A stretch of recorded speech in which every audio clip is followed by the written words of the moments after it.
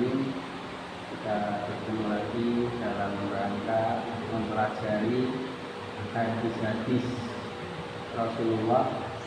Sampai kemarin kita bab sholat Jumat, sekarang kita masuk ke sholatul khauf, sholat dalam keadaan takut. Dalam keadaan takut ini, kalau Nabi dulu dalam suasana perang. Ya, sekarang kita dalam suasana damai, tidak ada peperangan.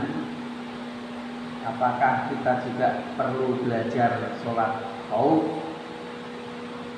Ini namanya ilmu, semua tetap harus dipelajari. Karena semua itu nunggu waktu. Pas waktunya kita tahu, pas saatnya kita tahu. Kalaupun kita tidak bisa beramal dengan sholat khauf ini, tidak ada masalah. Jadi semua itu ilmunya perlu kita pelajari. Masalah amalan itu ada waktunya. Jadi kita belajar tentang puasa Ramadan sekarang misalnya, itu tidak bisa langsung diamalkan, akan bisa diamalkan ketika bulan Ramadan. Begitu juga sholat khauf ini, bukan berarti sekarang ini aman, suatu saat nanti akan aman terus, tidak. Alam semesta ini akan secara ini menjalankan fungsinya.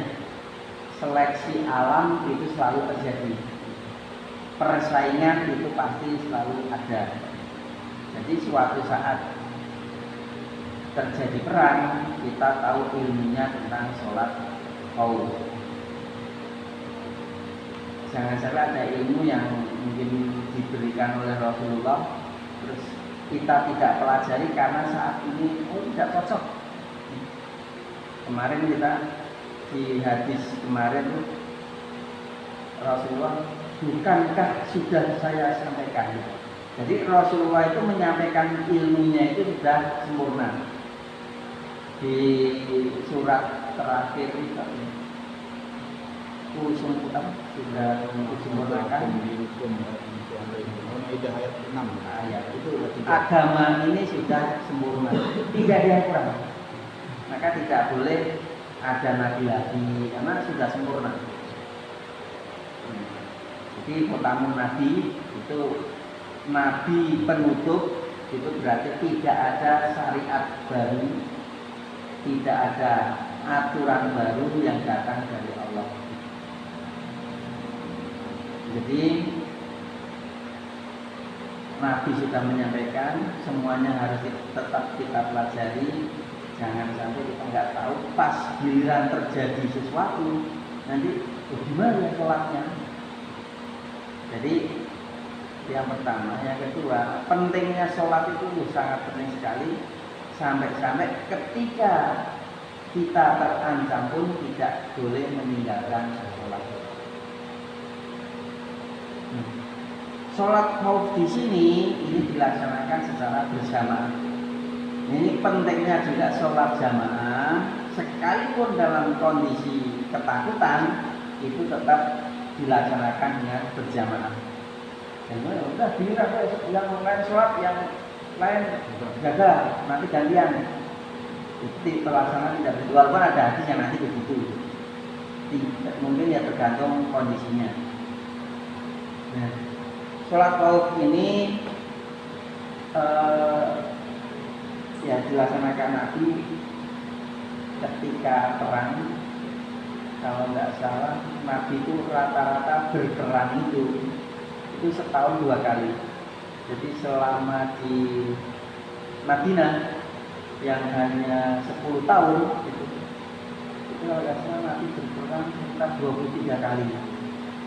Jadi hampir setahun 2 kali. Dari perang Badar sampai terakhir nanti ada perang-perang melawan nabi palsu. Musailamah Al-Kadzdzab. Jadi awalnya Musailamah ini seorang tokoh yang didakwai oleh Islam, didakwai Nabi, tapi minta setelah nanti engkau wafat, kata Musailamah kepada Nabi ini, kenabian dijaga ke saya, ya. Atau kepemimpinan, jadi walaupun tidak ke kenabian, tapi kepemimpinan itu diserahkan kepada Musailamah. Kata Nabi, ya, kepemimpinan setelahku itu ya terserah Allah. Jadi tidak ada penunjukan seperti itu. Jadi memang tidak, Nabi itu tidak pernah melakukan penunjukan terhadap khalifah atau pemimpin pengganti beliau, itu tidak pernah. Tapi kalau orang Syiah bilangnya Nabi itu menunjuk Ali. Pas Nabi menjelang wafat itu meminta kertas wasiat, entah wasiat apa gitu. Tapi para sahabat, ini Nabi ini sudah mau wafat, jangan-jangan ini sudah apa ya, sudah bukan maunya kenabian lagi, misalnya mau memberikan wasiat, tapi bisa jadi hanya menghidau gitu. Orang yang mau meninggal itu bisa jadi, maka sama sahabat nggak usah dikasih. Tapi sebenarnya dikasih, jangan. Terjadi perdebatan itu, akhirnya nggak dikasih. Kemudian Rasulullah wafat. Menurut orang Syiah, Nabi itu mau nulis wasiat bahwa setelah peninggalku nanti yang jadi khalifah itu Ali, gitu. Itu kesimpulan orang Syiah. Tapi yang lain nggak ada. Ini, tapi Nabi nggak sampai membuat wasiat. Karena dari hadis-hadis sebelumnya, bahwa Rasulullah tidak pernah menunjuk sepeninggal beliau itu pemimpin. Nah, nanti diserahkan kepada muslimin untuk dilakukan musyawarah. Dan hasil musyawarah terpilihlah Abu Bakar As-Siddiq. Hadis yang pertama, An Shalih ibni Khawwatin, dari Shalih bin Khawwat radhiyallahu anhu, aman dari atau tentang orang yang sholat ma'an Nabi sallallahu alaihi wasallam yauma Zatir Riqab, di hari Zatir Riqab. Jadi tentang sholat yang si Sholeh ini menyampaikan tentang orang yang sholat bersama Nabi di hari Zatir Riqab. Zatir Riqab itu salah satu perang. Ya, jadi ada perang yang dinamakan Zatir Riqab. Kita mungkin yang terkenal ya perang-perang yang besar aja mungkin, atau perang-perang yang mungkin terkenal kan Badar, Uhud, Khandaq, Hunain. Sedangkan Nabi itu perangnya banyak sekali. Atau Yamamah, ya, perang yang melawan Musailamah itu perang Yamamah. Ini ada satu perang yang disebut dengan perang Zatir Riqab. Jadi perangnya itu biasanya dinamai dengan tempatnya. Nah, kalau perang Khandaq, ya, itu kalau di Al-Quran disebutnya bukan perang Khandaq, tapi perang Ahzab. Di surat Al-Ahzab itu menceritakan tentang perang Ahzab, atau yang kita lebih mengenal dengan perang Khandaq atau perang Parit. Jadi kalau negara-negara besar itu negaranya dilindungi oleh benteng. Karena Indonesia juga punya benteng. Kalau di tempatnya Raden Intan di Kalianda juga ada bentengnya, tapi dari tanah. Negara-negara Eropa sana menggunakan dari tembok yang tinggi. Nah, kan nggak mungkin perang sudah dekat membangun tembok, terus yang mau memerangi itu banyak kumpulan dari kafilah-kafilah yang ada di Arab. tidak hanya Quraisy aja. Jadi seorang Abu Sufyan sebagai pemimpin besar orang Quraisy itu bisa mengumpulkan beberapa suku di Arab untuk diajak bareng-bareng menyerang Madinah, menyerang Nabi. Makanya itu diberi nama dengan perang Ahzab, itu maksud kumpulan dari berbagai suku. Nah, pertahanannya mau seperti apa? Secara akal jelas remuk ini habis. Puluhan ribu pasukan menyerang Madinah yang mungkin pasukannya nggak nyampe 1.000 atau mungkin ya masih ribuan kali ya, nggak nyampe 10.000. Udah nyampe 1.000 ya, 3.000-an besar.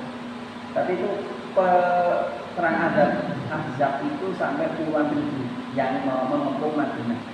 Akhirnya rapat-rapat Salman Al-Farisi, orang Persia, orang Iran, ngusulin kalau tempat kami, kalau perang, kami membuat parit.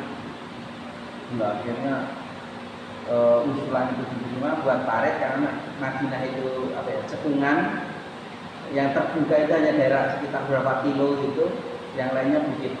Musuh paling gampang itu masuk lewat yang bagian terbuka itu. Hanya terbuka itu dibuat parit. Sebenarnya apa? Parit itu setiap orang yang mau melompat parit kena panah, kena tombak. Itu aja, jadi bertahan seperti itu terus. Sampai umatnya, ya Rasul, saya sibuknya perang ini, saya lupa belum sholat asar. Sama. Jadi akhirnya nanti Allah akan menghancurkan orang yang sampai nabinya itu sampai telat sholat. Jadi kemudian yang menghancurkan apa? Yang menghancurkan angin badai sampai kemah-kemahnya terbang, alat-alatnya terbang, dan satu persatu mereka pergi sendiri. Ya kalau mau dari hari pertama Allah hancurkan itu bisa, tapi sampai hampir sebulan mereka dikepung, tapi tidak bisa menembus karena kalau paritnya itu kalau kuda lompat nggak nyampe lebarnya. Ini kalau parit ini, jadi pokoknya siapa yang mau kena panah. Akhirnya mereka ya salahnya ya lama-lama oleh tentara Allah yang lain. Allah kirim badai, terus mereka siap namanya ngepung nggak jelas menang apa kalah itu kan ya membosankan gitu. Akhirnya beberapa kabilah mundur akhirnya ya mereka bubar, Maju takut. sedangkan Yahudi yang ada di kota Madinah itu sudah ada perjanjian tidak membantu Ahzab gitu. Tapi mereka berkhianat. Akhirnya setelah perang Kondak ini orang-orang Yahudi yang ada di kota Madinah ini diusir dari Madinah. Jadi ini ada perang namanya Zatil Riqab, sholatal khauf, tentang sholat khauf. Ana ta'ifatan min askabihi sallallahu alaihi wasallam. Bahwasanya sebagian dari sahabat Nabi Sallallahu Alaihi Wasallam shofat membuat shof berbaris ma'ahu bersama beliau. Wa ta'ifatan, dan satu kelompok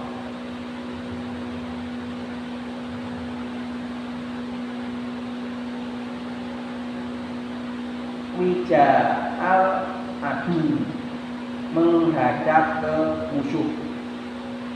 Jadi para sahabat jamaah sholatnya itu dibagi menjadi dua kelompok. Satu kelompok sholat bersama Nabi, yang satu kelompok itu menghadap musuh. Dalam hal ini musuh berada di belakang arah kiblat. Jadi musuhnya ada di timur, Nabi sholatnya menghadap ke barat. Maka dibagi dua, yang satu itu menghadap ke kiblat, sholat bersama Nabi, satu kelompok menghadap ke musuh.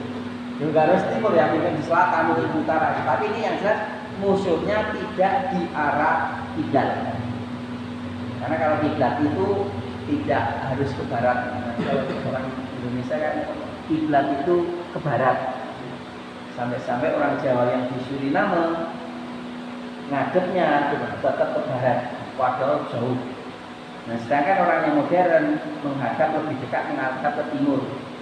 Jadi di Suriname itu ada masjid ngetan, maksudnya sholatnya menghadap ke timur, ada masjid mulon yang sholatnya menghadap ke barat.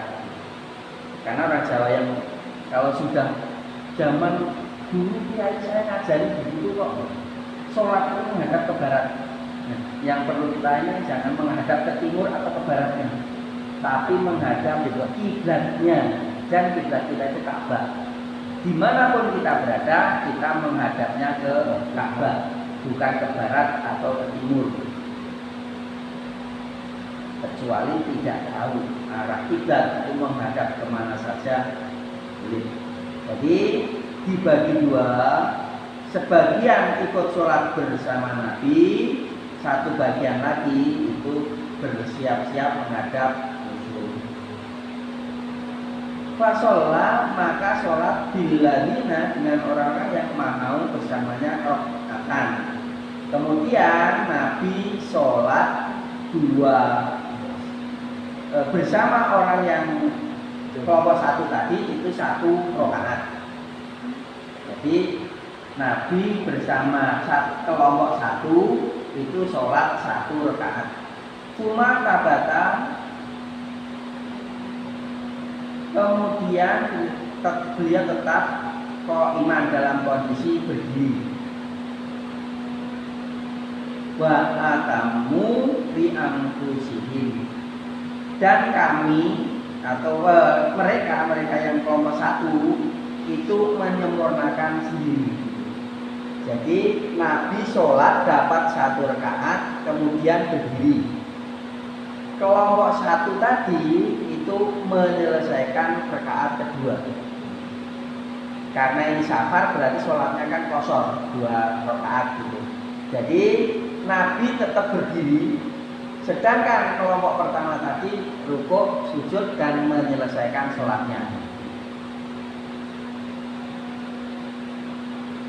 Summa kemudian insoroku, mereka bubaran. Fasofu wajah hal adu. Kemudian mereka berbaris menghadap musuh. Kelompok satu yang sudah menyelesaikan sholatnya tadi kemudian berbaris gantian menghadap musuh. Wajah adu ta'ifatu, dan datang kelompok ukhra yang lain, maksudnya kelompok 2. Yang kelompok 1 menyelesaikan sholatnya sendiri, maksudnya tidak bersama Nabi, karena Nabi tetap berdiri. Terus kemudian menyelesaikan sholatnya sampai salam. Kelompok 1 akhirnya berpindah untuk gantian menghadap musuh. Nah, kemudian yang tadinya kelompok 2 menghadap musuh tadi itu kemudian berbaris menyusun shaf untuk sholat. Fasolah bihim rok'ata, maka Nabi sholat bersama mereka rok'ata, satu rakaat alati bahagia yang tersisa. Jadi satu rakaat yang tersisa. Nah, kemudian yang Nabi masih berdiri, sedangkan para makmum kelompok 1 menyelesaikan satu rakaat tadi berpindah ke tempat yang berjaga, terus yang berjaga berpindah ke tempat sholat. Ini Nabi tetap berdiri. Kemudian mereka yang kelompok 2 tadi takbiratul ihram, kemudian mengikuti sholat Nabi. Nabi sholat lagi satu rakaat. Kemudian para sahabat bermakmum kepada Nabi satu rakaat.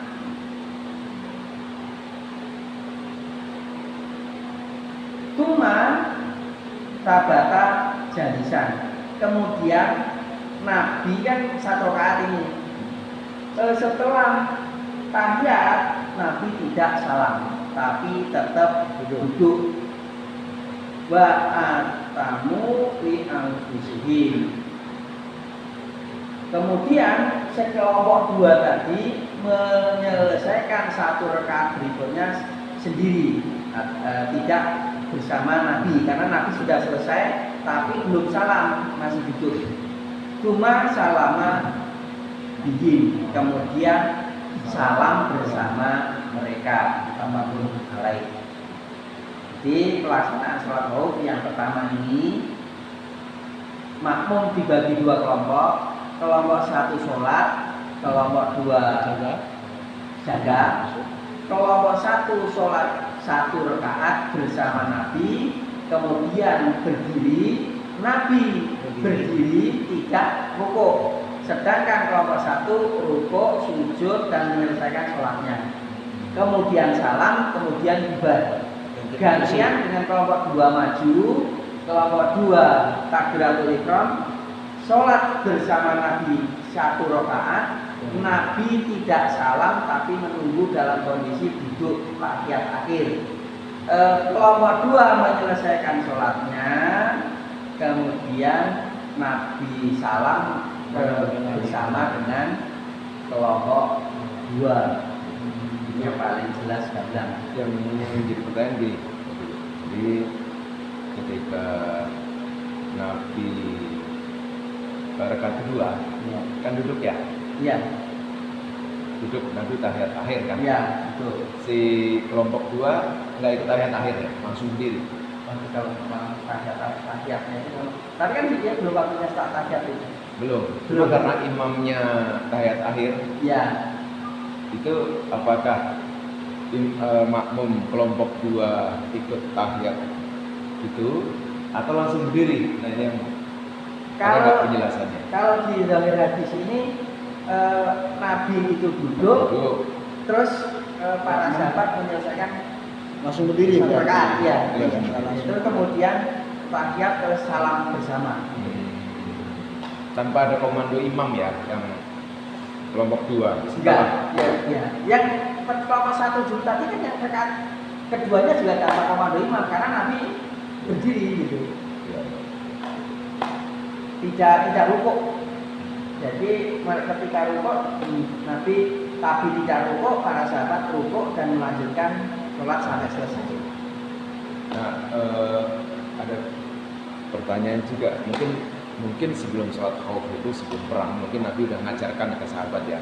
Ini bagi kita ini seandainya itu terjadi, ketika kelompok pertama tadi itu 1 rakaat bersama-sama Nabi masih ya, terus rakaat kedua Nabi tidak ikut rukuk. Ketika sholatnya itu sholat yang di zahar, mungkin tanda aba-abanya jelaskan ya, gitu ya, ya kan? Setelah membaca surat yang kedua, sudah ya, itu berarti tanda untuk rukuk gitu, untuk kelompok yang kedua nih, untuk kelompok pertama. Tapi ketika sholat itu sholat yang disir, tandanya apa ya kira-kira? Ada penjelasannya nggak ya? Kalau itu belum tahu saya malah. Belum ada penjelasan di situ. Apanya? Nabi tahu udah selesai tahu kalau Nabi sudah selesai baca surat gitu ya. Iya kan, kalau yang disirkan itu kan ya. Iya. Di rakaat kedua kelompok pertama kan Nabi akan tetap berdiri itu. Iya. Belum rukuk juga kan. Nah, sedangkan yang kelompok pertama itu harus rukuk untuk selesaikan sholat. Menyelesaikan sholat itu. Tandanya itu apa kira-kira? Ya itu belum tahu saya. Iya. Nanti Apa di briefing dulu mungkin? Mungkin bisa jadi gitu ya kali ya. Sebelum itu. Ini yang Bisa jadi. Ya kalau briefing tetap mungkin ilmunya dikasih dulu sebelum diamalkan. Mulai Pertama itu ya, makanya mungkin kalau jadi imam ya. Makanya kalau jadi imam misalnya ini sholat id, harus disampaikan dulu ini nanti takbir. Iya. 5 kali kan ada yang belum tahu bisa Ya, jadi kan begitu. atau mengingatkan ya. Mengingatkan atau misalnya tadi kita mau sujud tilawah misalnya, tengah-tengah baca Al-Quran, baca surat, sujud. Kalau nggak di briefing dulu, diacak-acakan nanti. Iya. Jadi kalau memang ada yang tidak sama dengan kebiasaan, itu Ada ya briefing. sebaiknya disampaikan. Kasih tahu. Ini nggak mungkin akan bisa dilaksanakan kalau Nabi belum pernah menyampaikan ilmunya kan begitu. Tapi kalau masalah tandanya apa ya? Kan padahal sholat itu kemungkinannya memang siang. Karena Siang, apa? perang itu siang. Perangnya malam, perangnya Perangnya siang, siang. nggak ada perang malam. Iya. Kalau perang malam ya asal baca repot, Iya. bisa temennya kena gitu kan. Siang berarti kan bacaannya siang kan. Ya, ya mungkin nanti Mungkin ada tanyakan foto. lagi. Pokoknya gitu. Atau bacaannya bersuara atau ini kita nggak tahu. Tapi kan yang nggak tahu ini di sini nggak ada. Iya. Jadi ya di sini soheh, mutafaqun alaih, berarti ya di sini soheh. Jadi biasanya kalau hadis ditaruh di pertama, ini biasanya hadis yang paling kuat. Jadi pelaksanaan yang paling gampang ya seperti itu. Jadi mungkin menurut Pak Haji itu apakah ada perwakilan imam gitu kan ya yang memberikan komando kalau kita Allahu Akbar ruku gitu kan. Pas setelah Nabi diam itu kan. Nggak perwakilan imam juga. Ketika gini lah, rakaat kedua ini, Iya.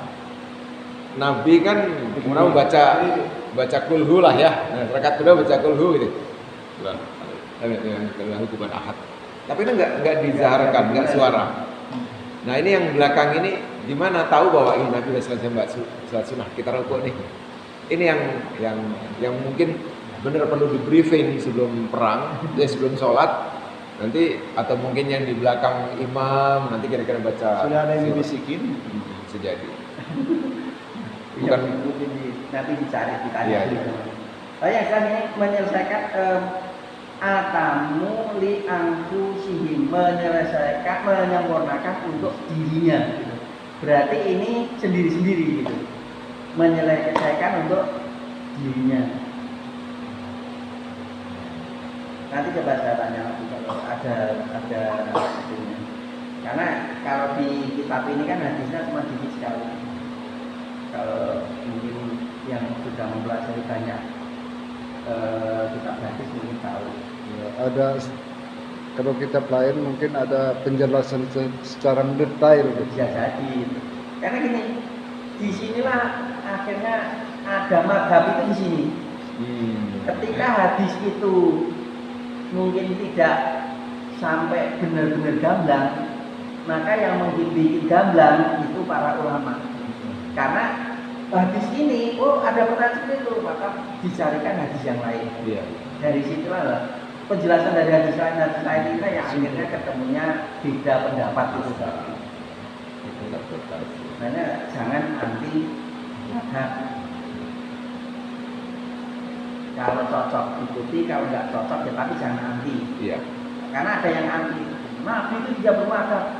Ya gimana mau bermadhab? Nabi kan bermadhab. Sahabat yang bermadhab. Zaman sahabat ilmunya mungkin masih sama. Masih langsung dengan apa? Ketemu madhab itu setelah tabiin dan berikutnya. Karena perbedaan cara pandang. Kitab ini dikaji oleh Pondok NU dan dikaji oleh Pondok Muhammadiyah. Hadisnya yang dibaca sama, tapi berbeda cara pengambilan hukum. Orang Muhammadiyah dhaif gak dipakai. Orang NU dhaif masih dipakai. Akhirnya perbedaan di situ.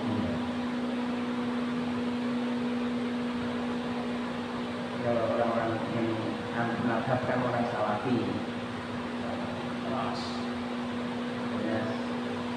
Pada zaman Nabi. Wahada lafdu Muslim, dan ini adalah lafaz dari Muslim.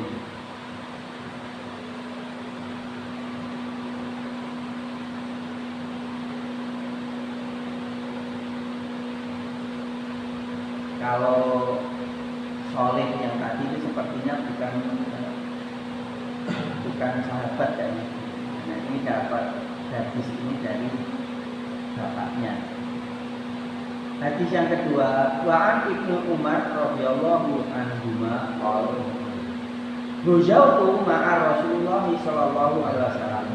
aku berperang bersama Nabi Shallallahu Alaihi Wasallam ibarat Najd, ke arah Najd. Najd itu sekarang India. eh? India. Arab yang sekarang Arab Saudi itu yang apa ya, daerah-daerah Jeddah kayak kalau nggak salah, pokoknya arah timur nggak salah. Arah timur dari Madinah itu arahnya timur, bukan berarti bukan Jeddah ya, karena ada yang Nabi menyebut Najd. Jadi Ibnu Umar berperang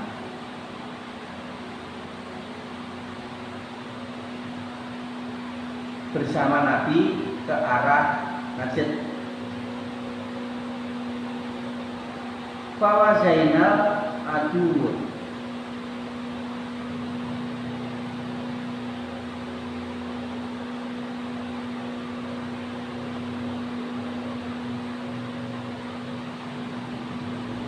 Maka kami menghadap musuh, fasofafnahum, maka kami menyusun saf bersama mereka.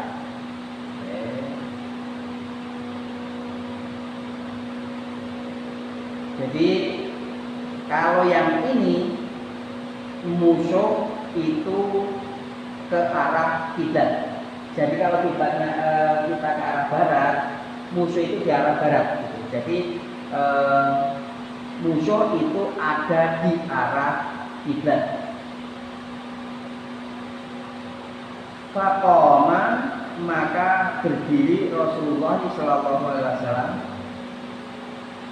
Fasholla bina, maka sholat bersama kami.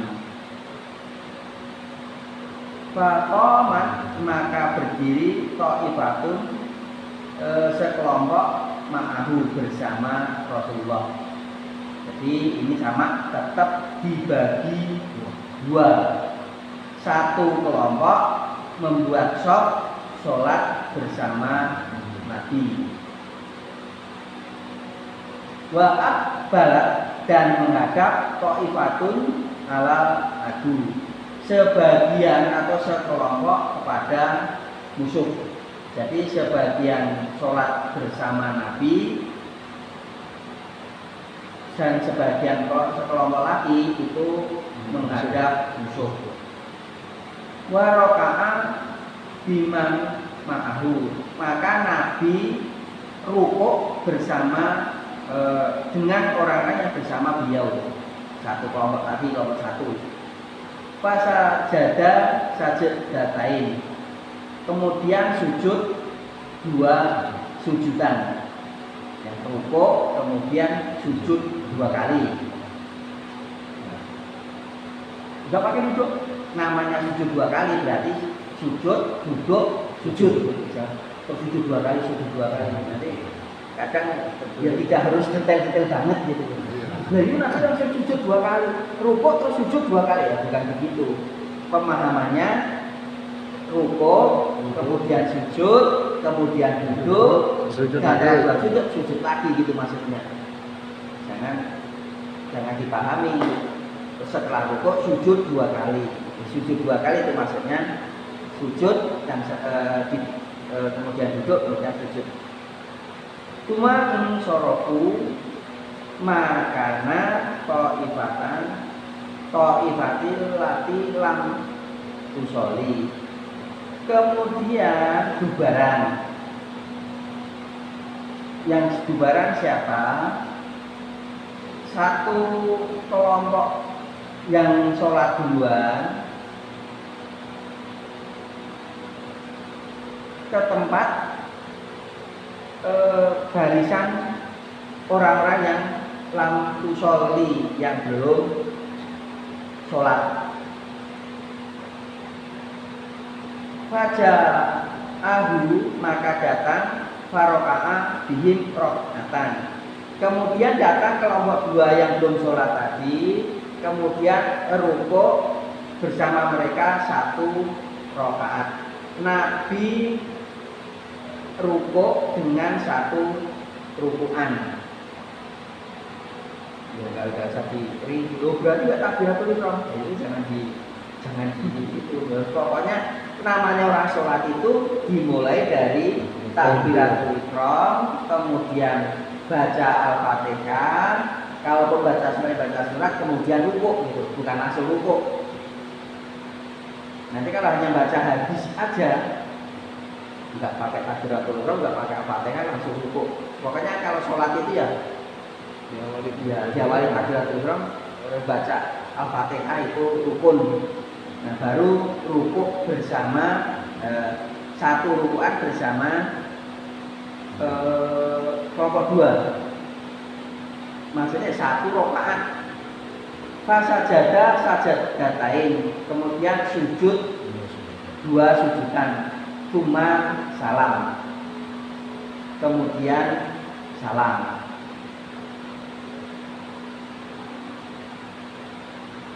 Fakoma maka berdiri kulun tiap-tiap wahidin, tiap-tiap 1 kelompok minum dari mereka. Faraka'a linafsihi, kemudian rukuk untuk dirinya, rakaatan 1 rukuan. Sajadatain dan sujud 2 sujudan mutafaqun alaih walabdul Bukhari. Jadi ini pelaksanaannya berbeda.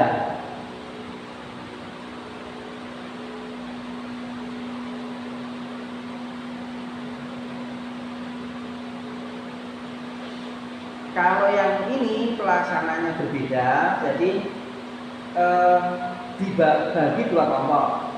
1 kelompok sholat bersama Nabi dapat 1 rakaat, bubar, bukan bubar tapi terus nggak ngobrol-ngobrol gitu ya, bukan teriak kak, serbu bukan. Pokoknya bubar untuk menghadap musuh, gantian berjaga. Sedangkan yang 1 kelompok 2 itu sholat bersama Nabi 1 rakaat, kemudian sampai salam, sampai selesai. Jadi kelompok 2 melanjutkan sholat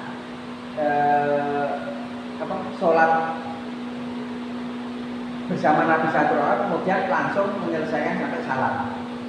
Nah setelah salam bubaran, kemudian yang kelompok 1 yang jaga tadi menyelesaikan 1 rakaat yang ditinggal. Mutafaqun alaih walabdul Bukhari, dan hadis ini sahih, lafaz ini untuk Bukhari. Jadi yang kelompok 1 tadi yang melanjutkan setelah dia berjaga-jaga, ya. Kemudian setelah Nabi salam dia melanjutkan lagi. Melanjutkan sendiri tanpa diimami Nabi lagi. Enggak. Jadi ikut nabinya itu Pas di rakaat pertama. Nah ini pelaksananya agak beda ini. Nah terus di sini sahih semua, 1 diriwayatkan Muslim, 1 diriwayatkan Bukhari. Dan terus pelaksanaan yang benar betul yang mana? Ya kalau ada hadis 2 ya boleh dilaksanakan salah satunya, atau dua-duanya dipraktekkan juga nggak apa-apa. Dilihat musuhnya. Lihat kondisi musuhnya. Oh iya, tadi musuhnya Di belakang. di timur. Ya, dia Yang perlawanan kiblat. Ya, yang kedua di kiblat. Arah kiblat. Tapi tetap dibagi 2 kelompok sama. Ingetin Pak Haji ke perang nanti. Musuhnya dari mana dulu diingetin. Apa di kiblat, apa di timur kan gitu. Sekarang perangnya tinggal mencet emot gitu. Sekarang perangnya gitu. Tapi apa ya? Mungkin ada zaman nanti. Perang akhir zaman itu katanya tidak pakai teknologi, tidak pakai, pokoknya besi. Ini habis atau gimana? Jadi tombak, jadi senjata. Tidak ada senjata modern lagi. Yang istilah Armageddon kalau bahasa mereka. Kalau sebenarnya hampir sama. Kalau di pewayangan agama Hindu itu ada namanya Bharatayuda. Bharatayuda itu perang terakhir habis-habisan gitu. Kalau di kepercayaan orang Yahudi itu ada Armageddon, perang di akhir zaman. Di Islam ini yang ada perang akhir zaman itu antara Muslim dengan Yahudi. Jadi nanti perang terakhir itu namanya perang Habis-habisan. Habis-habisan. di akhir zaman itu kita antara orang Muslim dengan Yahudi, dan nanti sampai batu itu ngomong, di sini ada Yahudi. Jadi orang Yahudi Memang tahu gitu ya. ya. Jadi batu, kak pohon itu nanti di belakang pun ada Yahudi, sampai seperti itu. Ya, percaya apa enggak? Kalau kita beriman kepada Rasul ya percaya. Masuk nggak masuk akal. Yang dulu zaman sahabat nggak masuk akal, itu akhirnya masuk akal pada saatnya. Gitu. Karena kalau dipikir dulu, ketika perang Honda, orang hanya beberapa ribu orang, itu pas Nabi ada batu itu, kalau sahabat itu mecah batu waktu bikin paret itu nggak ada yang bisa mecahin. Artinya Rasulullah turun sendiri, pas dipukul gini keluar asap, asapnya ke arah Romawi. Nanti kerajaan adikuasa Romawi itu akan tunduk di bawah, akan kalah. Terus di Palu lagi keluar asap lagi ke arah Persia. Nanti Persia ini juga akan tunduk padokan. Jadi itu kan apa masakan? Hanya beberapa orang istilahnya dibanding dengan kerajaan yang sudah berkuasa ribuan tahun. Dua negara adikuasa yang tadinya apa? Daerah Arab seperti Palestina, Suriah, Jordania dan yang lain itu dulu di bawah kekuasaan Romawi. Sedangkan bagian timur, India, Pakistan, terus Iran itu dalam kekuasaan Persia. Sedangkan Nabi ini hanya sedikit. Nah, orang-orang yang ada, orang-orang Quraisy atau orang-orang Arab, kabilah-kabilah ini yang sebelah sana ini berpihak kepada Romawi, yang sebelah sini berpihak kepada Persia. Walaupun tidak bagian dari negaranya, tapi mereka berpihak kepada mereka. Karena ini memang sama sekarang. Yang negara kuat adikuasa itu ada dulu Soviet dengan Amerika. Sebenarnya tidak bagian dari Amerika, tapi mereka ikut dukung Amerika. Ya bagian sini ikut dukung Soviet. Dulu ya seperti itu. Nabi ini cuma berapa orang mau menundukkan negara yang besar seperti teknologinya luar biasa seperti itu secara akal mungkin nggak masuk. Nah, nanti terjadi perang seperti itu nggak masuk akal. Dan akal kita yang belum masuk, akal kita yang belum nyampe. Jangan menyalahkan hadis, jangan menyalahkan Al-Quran. Hadis yang ketiga, wa'an Jabir radhiyallahu anhu, dari Jabir radhiyallahu anhu qol syahidtu ma'a Rasulullah sallallahu alaihi wasallam al-qaum. Aku menyaksikan, tapi kalau ini berarti kalau menyaksikan itu berarti aku mengalami sholat qaum bersama Nabi. Jadi dari Jabir ini pernah mengalami atau melaksanakan sholat qaum bersama Nabi. Fasofatna sofaini, maka kami dibentuk barisan menjadi dua barisan, dua sof. Sofun, satu sof qalbu Rasulullah sallallahu alaihi wasallam, satu sof di belakang Rasulullah sallallahu alaihi wasallam. Wal adu bainana wa bainal qiblati. Dan musuh itu berada di antara kami dan antara kiblat. Fakabaro Nabi Shallallahu Alaihi Wasallam, maka bertakbir Nabi Shallallahu Alaihi Wasallam. Wakat barna jaminan, dan kami bertakbir semuanya bersama-sama.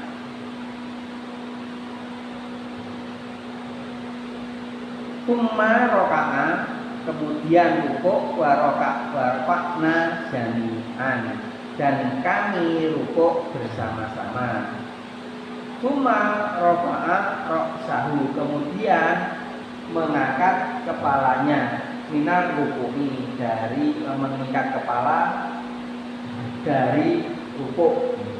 Rokakna, ini maksudnya, dan Nabi bangkit dari rukuk, dan kami mengangkat bersama-sama atau bangun bersama-sama.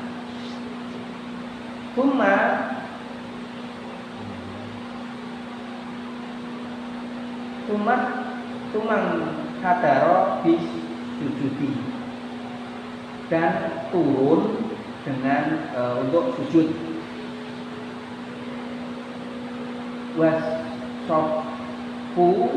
Wasoful lagi yalihi, sujud bersama sof yang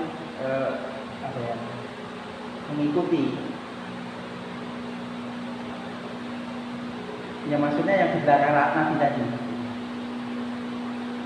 kan dibagi dua, satu sof itu yang di belakang Nabi.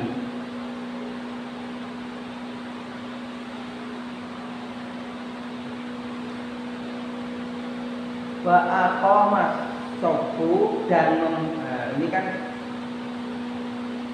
sujud ya, sujud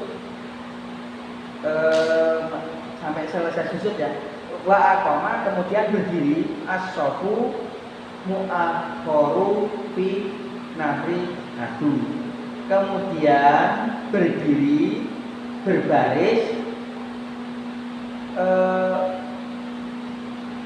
yang sof kedua, yang kelompok dua, fi nahri, di hadapan atau menghadap adu, musuh. Falama, ketika qadha selesai sujud dan sujud, qoma berdiri, sofu aladi yalihi, berdiri barisan yang mengikuti atau yang bersama.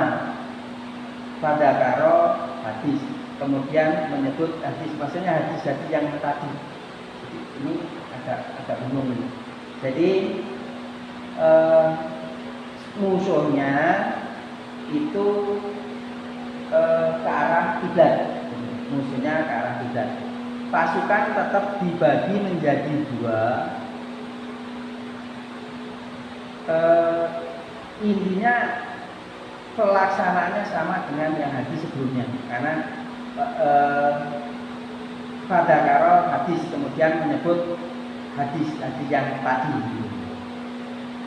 Gantian terjadi. Ya, pergantian. Wa fi riwayat, ini di sebagian riwayat, cuma sajada wa sajada ma'ahu sofun awal. Kemudian di hadis lain itu, kemudian sujud bersama sof yang awal. Yaitu tadi pokoknya sholat 1 rakaat sampai sujud bersama sof yang awal.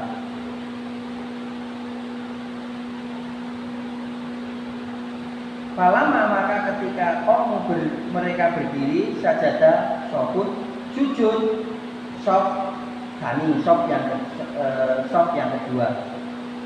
Maka ketika sof awal itu berdiri, sof yang kedua, yang kelompok dua, sujud. Jadi itu sofnya ada dua mungkin. Ya, sofnya kan jadi, sama-sama menghadap kiblat. Jadi pelaksanaannya bergilir gitu kan mungkin ya. sop satu dulu. Ya. Setelah sop satu selesai, baru sop kedua yang menyusul gitu ya. Iya, gitu. Tapi sop pertama berdiri dulu. Iya. Sop pertama berdiri, baru sop kedua sujud. Jadi gini, ini kalau ini beda, menghadap kiblat kan ini menghadap.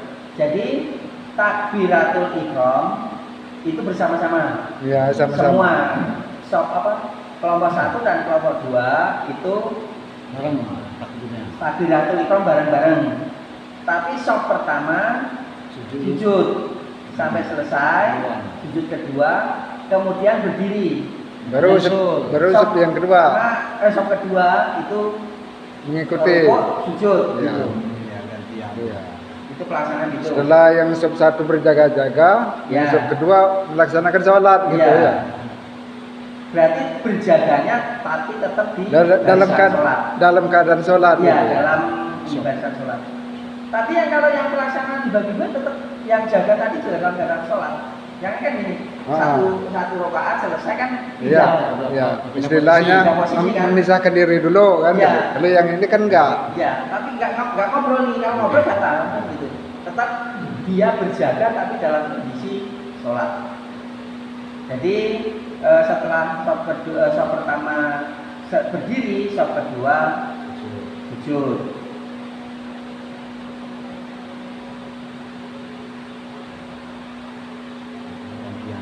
Itu dalam keadaan musuh di arah kiblat.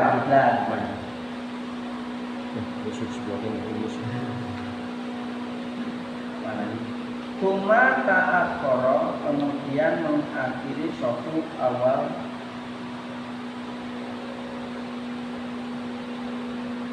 kalau di ini kemudian sop yang akhir yang kedua ta'akharu sofu yang sop kedua itu maju.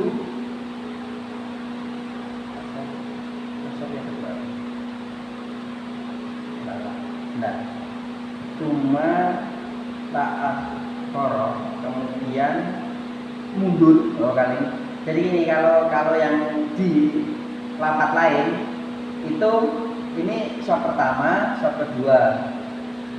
Ketika ini berdiri, sop pertama ini mundur, sop kedua maju untuk melanjutkan sholatnya.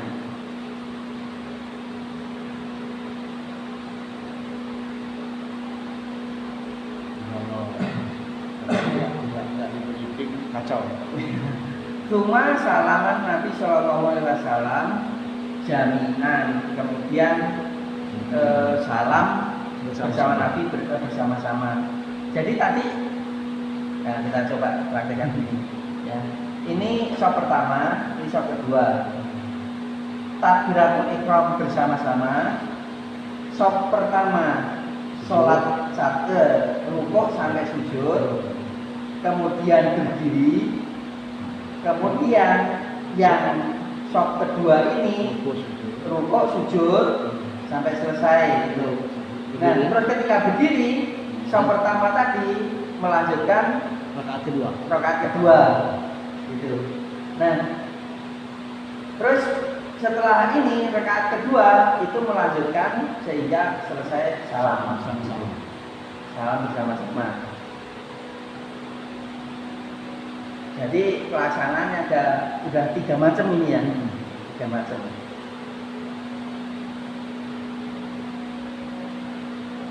Mungkin ada hadis yang 2 hadis lagi. Walil Abi Dawud an Abi Ayas Azuri wazada innaha kana binus panah pada perang Usfan. Jadi kalau yang kejadian yang ini di perang Usfan, namanya perang Usfan.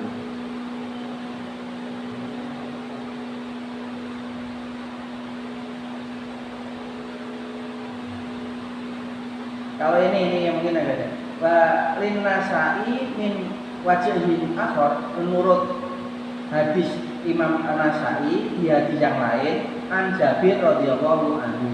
Anak Nabi Sallallahu Alaihi Wasallam bi taifati min ashabihi ini. Nabi sholat bersama satu kelompok 2 rakaat. Jadi dibagi 2, Nabi sholat 2 rakaat langsung dengan kelompok pertama. Tuma salam, kemudian salam. Tuma kemudian sholat di akhirina dengan yang lain ini cuma salam. Nah, ini bagi 2 sholatnya 2 kali. 2 rakaat langsung 2 kali 2 kali. Jadi dibagi 2 sholatnya juga 2 kali. Kami dulu li Abi Dawud an Abi Bakr. Kayaknya enakan yang ini gitu. Ya. Jaga gantian kan? Iya. Sampai selesai. Sampai selesai. Semua ini tetap lihat situasi dan kondisi. Iya. Tapi dari urutan hadisnya yang kuat yang di atas dulu. Iya. Ya, kan biasanya Nasa'i. Ini kan pertama tadi mutafaqun alaih yang Muslim, yang kedua Bukhari, yang ini Nasa'i. Dan Nasa'i kadang mengeluarkan hadis itu. Ini kan ada murid-muridnya itu juga. Itu mengeluarkan hadis yang tidak dikeluarkan oleh gurunya. Jadi hadis-hadis seperti Hakim itu muridnya Bukhari, itu mengeluarkan hadis-hadis itu yang tidak dikeluarkan oleh Bukhari. Tirmidzi itu muridnya Bukhari.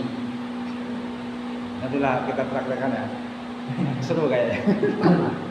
Berarti kalau menurut urutan tadi penting yang pertama tadi Yang pertama dan kedua.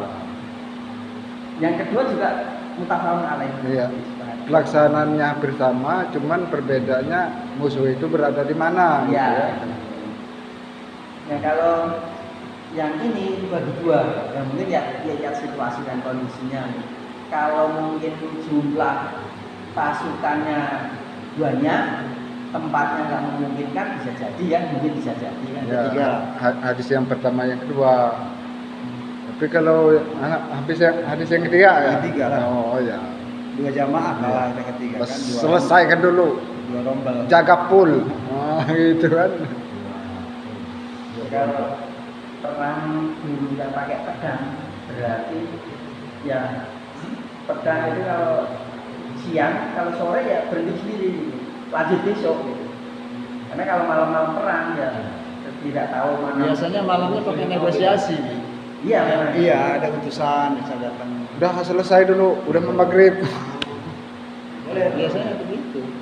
Seperti ya bisa terlalu ini apa namanya itu pas perang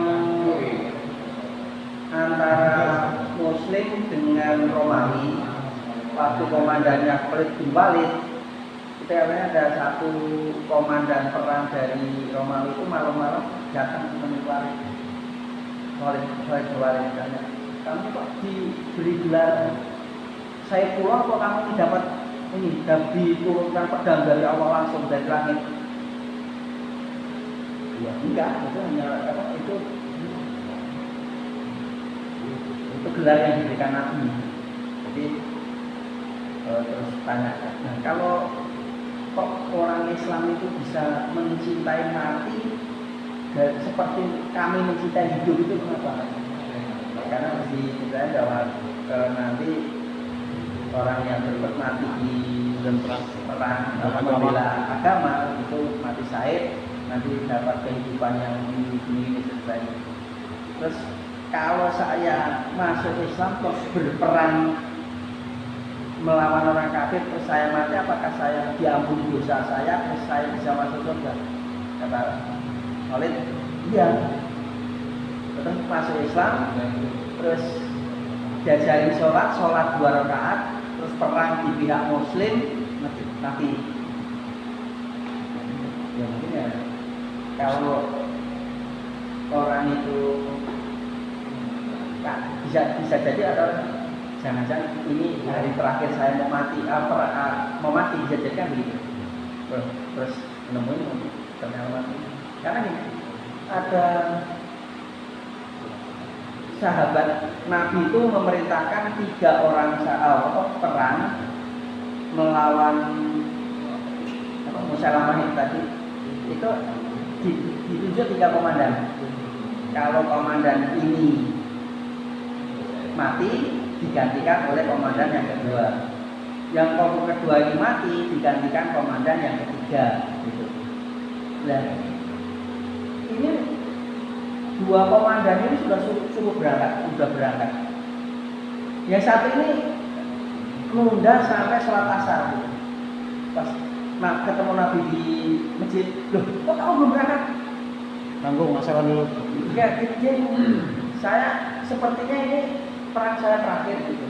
Saya nggak mau, aku masih pengen deket Nabi gitu. Ya alasannya, oh kamu terlambat 1 tahun. Gitu. Jadi masuk surganya itu terlambat dibanding 2 temannya yang berangkat duluan. Nah orang ini udah merasa, saya mau mati. Sepertinya ini terakhir gitu. Kemudian ini benar-benar berangkat. Nah, Syahid, yang kedua akhirnya komandan dipegang yang kedua Syahid, dipegang yang ketiga juga Syahid, baru kemudian Khalid bin Walid itu. Jadi pertama Khalid bin Walid jadi komandan itu nggak sengaja. Iya, gantiin itu. Gantiin yang 3 yang gugur ini. Khalid bin Walid itu ketika di Quraisy itu jenderal panglima. Ketika masuk Islam jadi prajurit biasa. Enggak tersinggung, enggak terus ngapain saya ikut perang kalau cuma jadi prajurit. Aduh, turun derajat saya masuk Islam. Tapi terus ketika ini Syahid, ada orang megang bendera, kan bendera roboh, itu berarti kalahkan gitu. Dari zaman dulu namanya bendera itu lambang ini. Kalau masih bisa berkibar itu berarti masih ada. Terus diambil kasih ke Walid. Walid ini kamu jadi komandan. Perang menang. Gitu.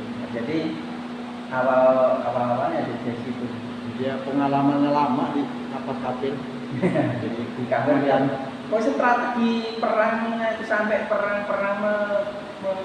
ini ke zaman Umar meruntuhkan Persia ini kan Khalid.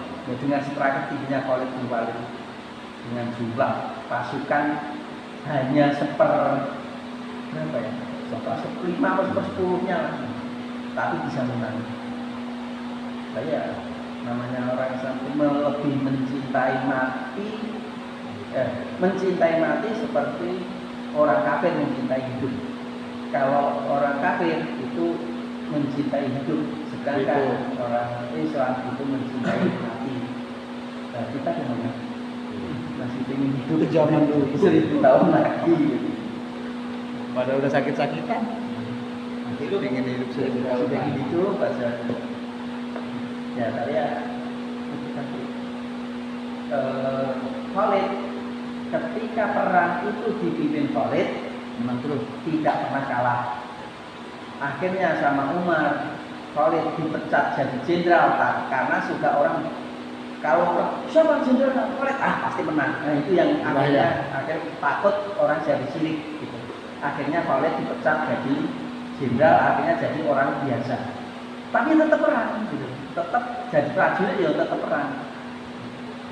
Jadi Khalid itu dihentikan jadi komandan itu karena para pasukan itu juga menganggap kalau yang memimpin Khalid pasti menang. Nah, itu yang akhirnya tawakal kepada Allahnya Pendangkalan akidah. ya, sayang dengan akidah seperti itu. Makanya sama Umar sudah tidak dijadikan komandan lagi.